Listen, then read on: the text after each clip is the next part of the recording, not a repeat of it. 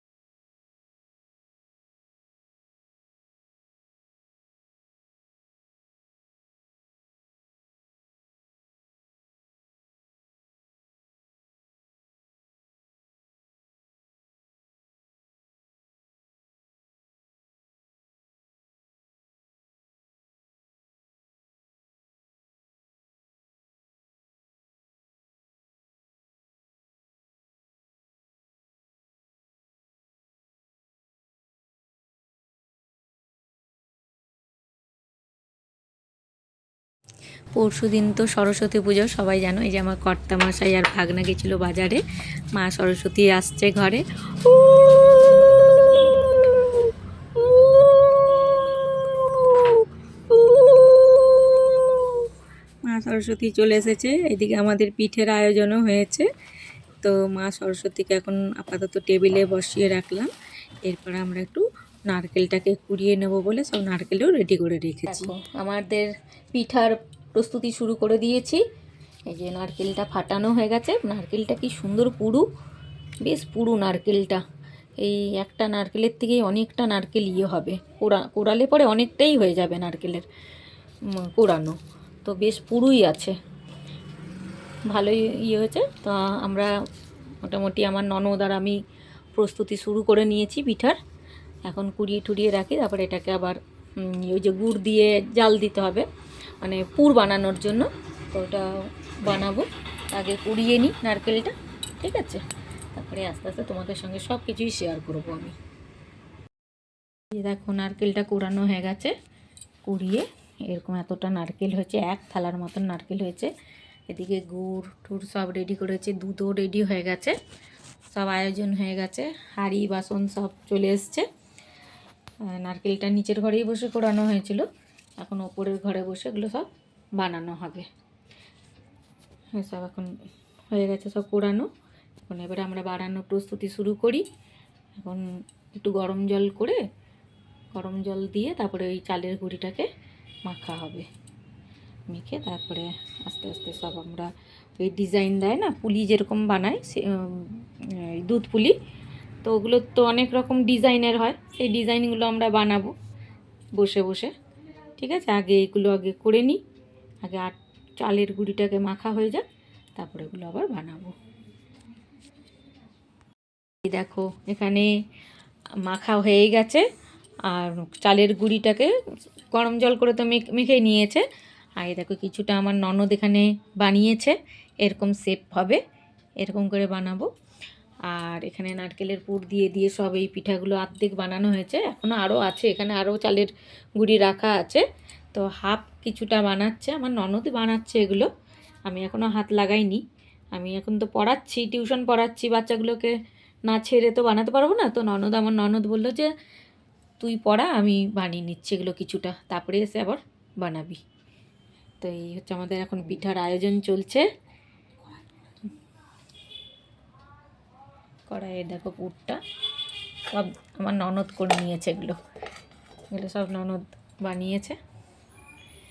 ঠিক আছে, আবার যখন আবার এগুলো রেডি হোক, এগুলো করুক, তারপরে আবার আমরা এসে আবার হাত লাগাবো ওর হাতে হাতে।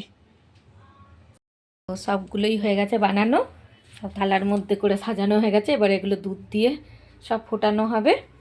ফোটানোর পরে আমি আবার তোমাদের সঙ্গে শেয়ার করব।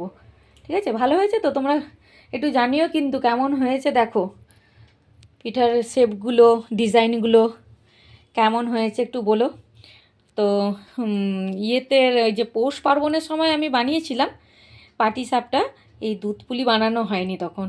আর এখন ননদও এসছে, তো সবাই মিলে থাকলে তো একটু ভালো লাগে না?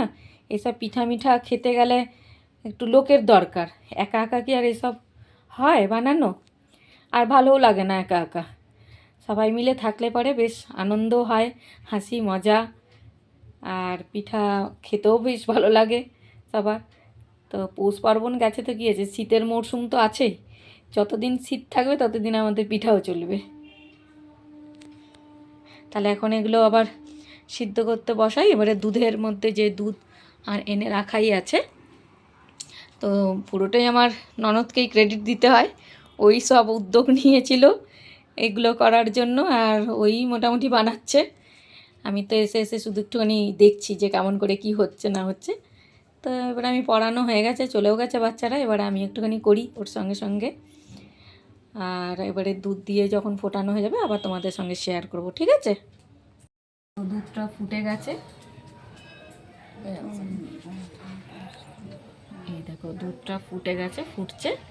এখন আমি এই পিঠেগুলো ছাড়বো এর মধ্যে, কারণ এটা দুধের সঙ্গে এটা সিদ্ধ হবে। দেখো পিঠেগুলো আমি একটা একটা করে দুধের মধ্যে দিচ্ছি।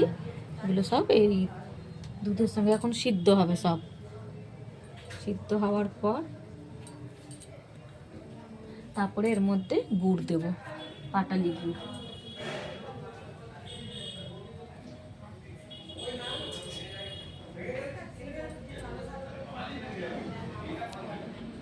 সব একটা একটা করে ছাড়তে হচ্ছে, একসঙ্গে ঢাললে পরে দুধ ছিটকে আসবে উপরে, ওই জন্য একটা একটা করে আস্তে আস্তে আমি দুধের মধ্যে দিচ্ছি। দেখো একটা থালা শেষ হয়ে গেল, আরও দুটো থালা রয়েছে।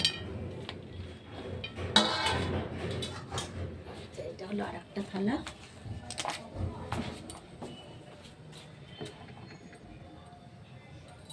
একটু নাড়িয়ে দিয়ে দেবে, সরে সরে যাবে।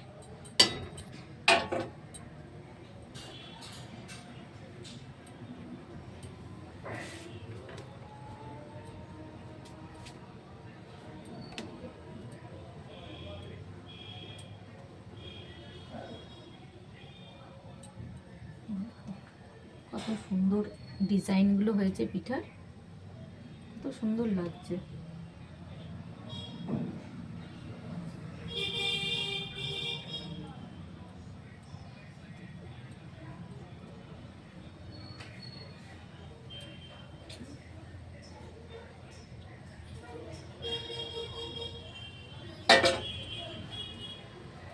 দেখো এই থালাটাও খালি হয়ে গেল, এই থালাটাও খালি হয়ে গেল। ওই থালাটা দিয়ে দেবো, ব্যাস তাহলেই হয়ে যাবে।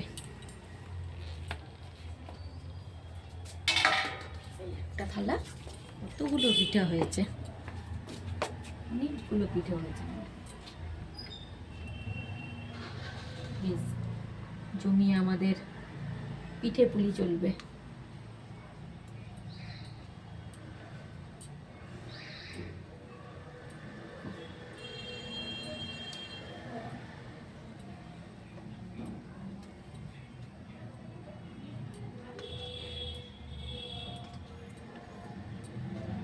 কমপ্লিট হয়ে গেল সব দেওয়া। এবার এগুলো একটু সিদ্ধ হবে, অনেকক্ষণ ধরে একটু সিদ্ধ হতে টাইম লাগবে।